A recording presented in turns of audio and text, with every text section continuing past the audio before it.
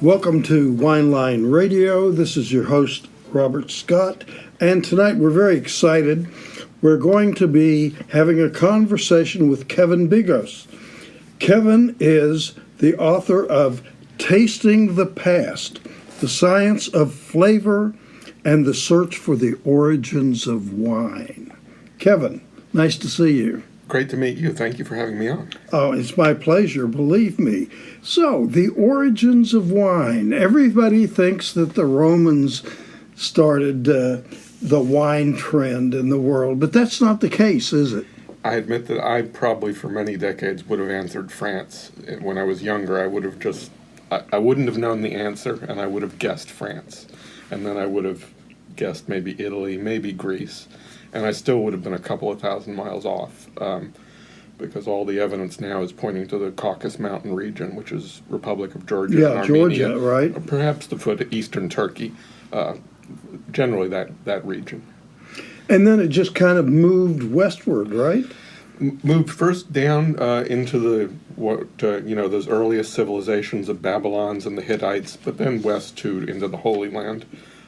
Looks like probably the Assyrians and the Hittites were maybe the first major consumers and dealers in wine, and they still have records of them ordering wine for the troops and for the leaders and squabbling over prices and various things. It's interesting.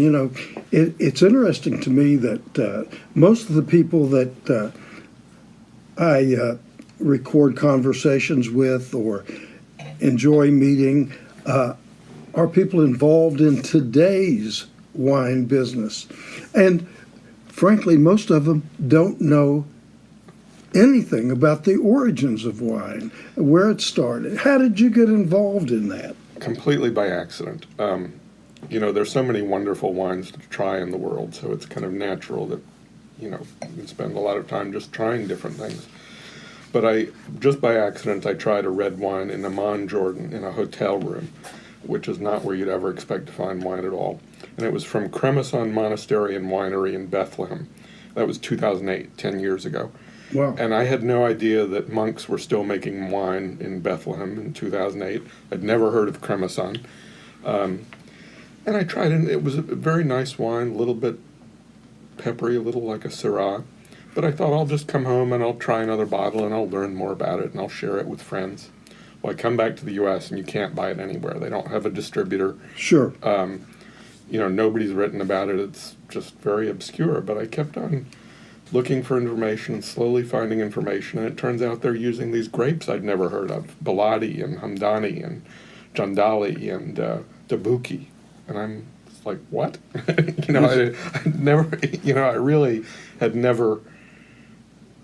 I'd heard of Greek wine grapes, certainly Italian and French wine grapes, Portuguese wine grapes, Spanish. I'd never heard of anything like those. And in the beginning, nobody else had written about this winery much either, but that's what started me, trying to figure out, what these wines were, what the winery was, were these really old grapes from the Holy Land or not? And for a lot of years, I couldn't get answers. So Jesus turned water into what kind of wine? Well, now I could say that one of the things I really learned visiting with archaeologists in various places is even 3,000-4,000 years ago, the ancient people had a wide variety of tastes.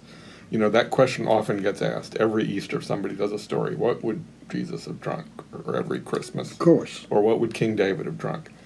And the answer is they had all sorts of different types of wines, lower-priced ones for the slaves and the poor people, middling ones for the royalty. They added a lot of spices to them. So it was probably a very different drink in a lot of ways than what we would try, just because of all the spices they would tend to add. And that could vary from honey to figs to myrrh, which is kind of like pine resin, all sorts of spices. Cinnamon? Yep, cinnamon. Yeah. Cinnamon too. So they had a much broader definition of probably different types of wine. It was interesting. In a conversation I had today, we were talking about what types of flavors or nuances you get out of oak, new oak or oak that's been aged a little longer. And one of the things that came up was cinnamon. And when I thought I would reject that immediately, but then I started thinking about it, and I started thinking about the tastes of wine. And one of the descriptors that come into my mind often is cinnamon. But that's possible, because it turns out in examining the history of wine, I found out scientists are starting to use DNA analysis and all sorts of other high-tech tools to, examine the genome, to what part of the genome expresses flavors. And it turns out grapes do have a lot more genes that can drive the production of a wide variety of flavors than some of their close ancestors. They probably split off from rice 150 million years ago. They're somewhat close to each other. So they really can, express an amazing variety of flavors depending on, of course, the soil and the winemaker, but even the yeast too. I hadn't known that, how much a role the various yeasts play in producing particular flavors. That's very interesting. I recently became friends with a gentleman that is from Montenegro, and he is beginning to import wines from Montenegro, and I've had the opportunity to taste a few of them, and they're dramatically different than what we're used to from an American or a vinifera standpoint, but yet they're very similar. So, the travel from east to west and south and must have happened because of general trading routes and shipping. And there was actually a thing called the wine routes, and we know from the Egyptians had stamps on their amphora, their clay containers that carried wine. They had tax stamps as long ago as 3,000-4,000 years ago. Is that right? What port it was imported, who was exporting it, who was importing it. They would have quality seals. They would list the vineyard, the vintage, the year, and sometimes even the winemaker, the head of the vineyard. So as far back as 3,000, 4,000, or 5,000 years ago, people are starting to be very specific about wine and realizing that, one, people love it, two, you can make money with it, and three, there's a market for it, all over the Mediterranean and in the world. Do you find any evidence of ancient tariffs? You mean on the product? Oh, yes. Really? Yeah, there were various laws. It looks like in the beginning, the Egyptians probably had a monopoly, and then the coastal regions along the Holy Land, what's now Israel and Lebanon. And for a while, they tried to prohibit other places like Greece and Italy or France from making their own wine. But of course, each of those places learned themselves and basically got to where they could make it too. But yeah, people tried to control the market, definitely. That's really interesting. Everything, it seems, is market driven, and even in ancient times. Mm-hmm. And you mentioned about how different the Montenegrin wines were, but somewhat similar. That's probably because of all of them having a distant ancestor in the Caucasus Mountains 8,000 to 10,000 years ago.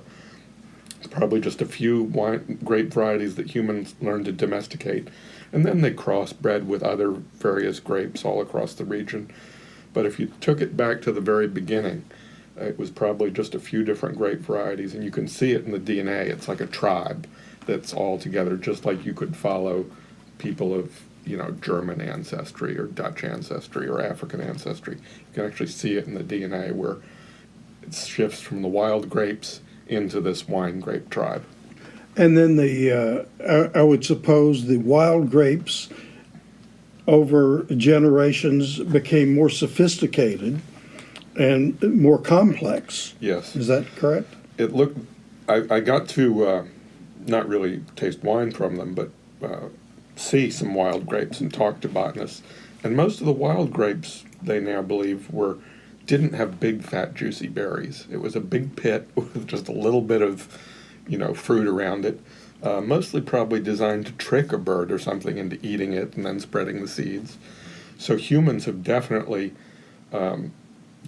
just by breeding and choosing out, vines that produce the bigger berries have had a big impact on berry size and on flavor. You can see that in the genome. You can even see where wine grapes and table grapes start to split off into different tribes. That's really interesting. One of my favorite grape varieties, or wine varieties, I should say, is Amarone. Mm-hmm. Okay, which is produced by laying up the picked grapes into straw mats and letting them dry and become more raisiny. Is there any evidence of that happening thousands of years ago? Yes, definitely.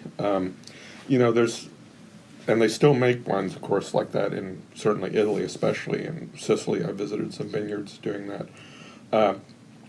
But yeah, there's definitely evidence from that of at least 2,000, probably 3,000 years ago. And then, they also, of course, cut their wine often with water, and we don't really know whether they were making, a much more higher alcoholic wine, or whether they just drank more wine, so they diluted it so you could drink more. But yeah, that practice of semi-drying the grapes and then pressing, and it may have had to do with might have preserved the, wine lasted a little longer since they didn't have the refrigeration and things like we had now. Interesting. The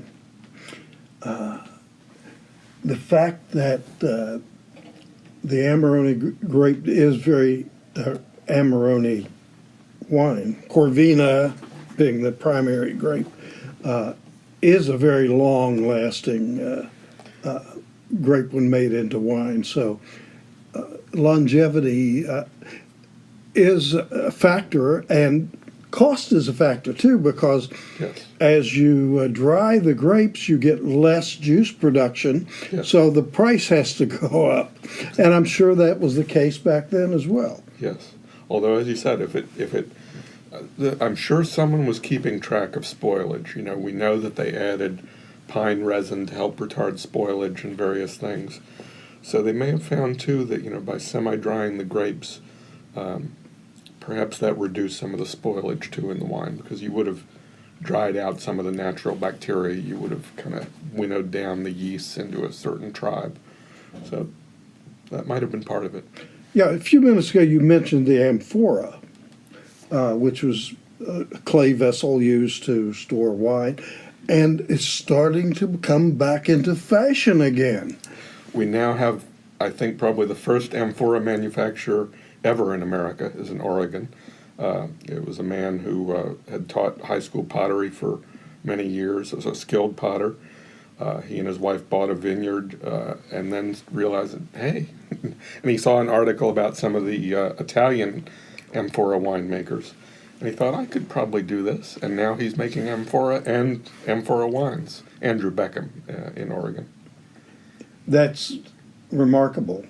It's there's also this small movement of taking bottled wine and storing it under the sea, Yes. and letting it age in that particular situation. And a friend of mine in Bordeaux that makes a wonderful Cabernet, he was recently at a burial of wines, and they sent me photographs. They dug this deep trench, and they put all the bottled wines in there and covered them up, and they're going to leave them there for several years.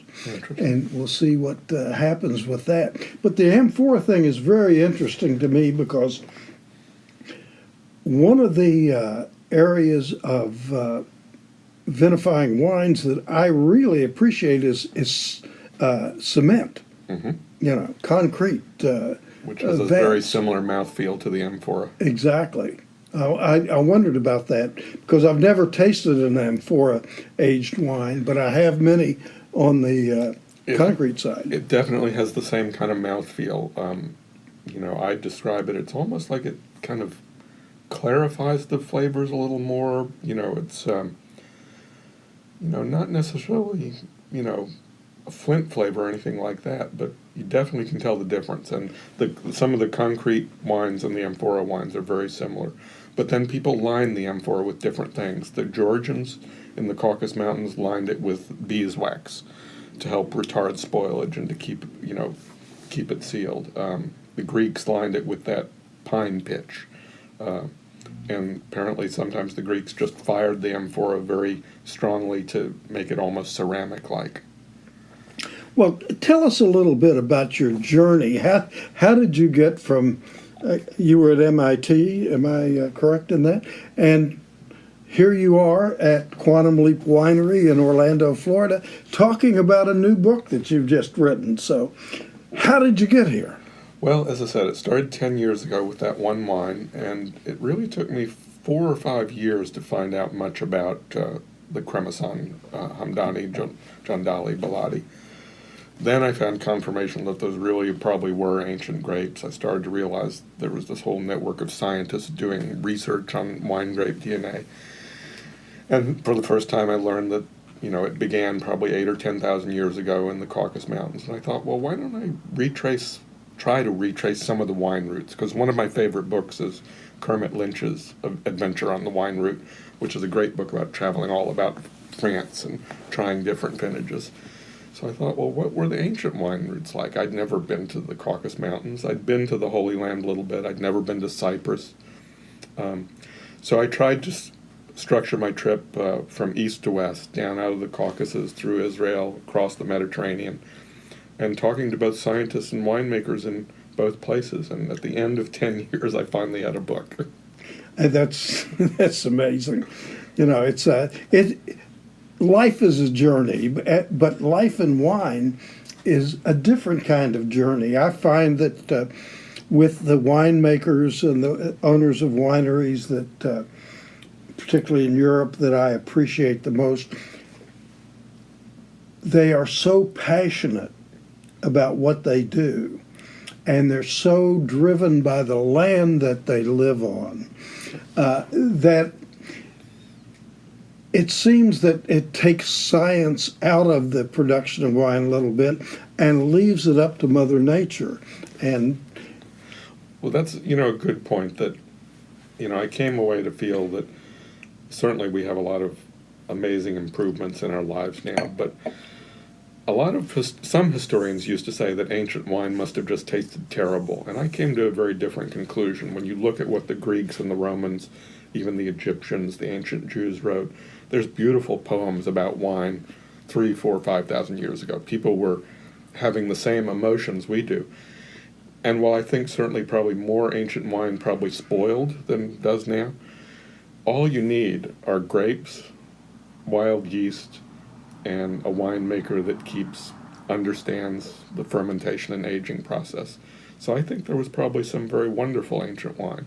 Probably varied a lot more than now, probably a wilder range of flavors from the amphora and fields and all that, and certainly more grape varieties. But I think there were beautiful wines back then, too. well, maybe we'll find an amphora from 2,500 years ago that has never been cracked. In fact, they found some recently, I believe, where they've done testing on, obviously, the evaporation processes. There's no wine lift, but there's residue. There's residue, and using things like mass spectrometry, they can find the chemical remains of as little as 1 part per million or even 1 part per billion, because wine breaks down into certain chemicals just like olive oil would break down into something else. So you can't tell what varietal it was, but they now know that King Tut's tomb had both a red, white, and a white wine, hundreds of amphoras stored. No rosés? No, apparently no rosés. But for the afterlife, he had both red and white. Wasn't he a fortunate guy? Yep. Well, plus he had chariots and a few other things. That's right. Concubines, probably. Yes, his whole entourage. But so yeah, we can get amazing details now from just the residue that's left. Well, this is very interesting. I'm really excited to read your book. So what are you trying to do with your book in terms of expressing your knowledge to the reading audience? Well, just for me, I I don't know if in some ways perhaps I'm dumber than the average person, but I really wanted to start at the most basic level. What was the chemistry of wine and the molecules and the DNA, because I write a lot about science. But I found that there are a lot of people, just in wine lovers and even very casual wine lovers as well as experts, that had never thought about these questions, because up until 20 or 30 years ago we couldn't really do this kind of analysis. So to me it was just a different way to learn wine history. But yet the poems and the stories and the wines themselves are still as mysterious, and we still don't exactly know where what we call terroir comes from. Right. We don't exactly know why vintages can vary so much. It's still very magical. So I just wanted to tell a wine story in a different way. And hopefully, I'm really anxious to read your book, so I appreciate you being here, and look forward to reading it, and hope that we'll get back together again and have additional conversations. We can do that over Skype. I did one today with some folks down in Texas. Nice. That are producing some very interesting wines in the Texas Hill Country. My book ended up talking about American wines, and I think all 48 states are making wine. Someone is in each state is at least trying to make wine. So we have a renaissance in America too, of people trying crossbreeds with native grape varieties that were written off for centuries.